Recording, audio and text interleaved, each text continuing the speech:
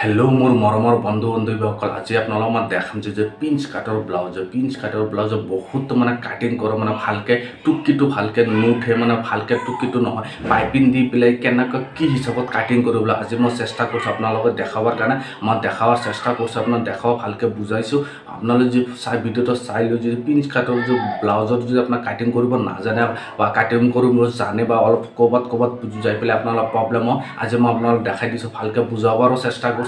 আপোনালোকে চাই লৈ যদি পিঞ্চ কাটৰ যদি ক'ৰবাত যদি আপোনাৰ প্ৰব্লেম হৈছে, আজি ভিডিঅ'টো চোৱাৰ পিছত আপোনাৰ সেইটো প্ৰব্লেম চল্ভ হ'ব চেষ্টা কৰি আছোঁ, মই চেষ্টা কৰিছোঁ। আপোনালোকে যদি সেইখিনি যদি বুজি নাপায় আপোনাক কমেণ্ট বক্সত জনাব, বা সেইখিনিৰ ওপৰতো মই ভিডিঅ' বনাব চেষ্টা কৰিম। আপোনালোকে যদি চাই লৈ যে পিঞ্চ কাটৰ ব্লাউজ কি হিচাপত কাটিং কৰিব লাগিব, বলক মই যাই পেলাই আপোনালোকক মই দেখাম।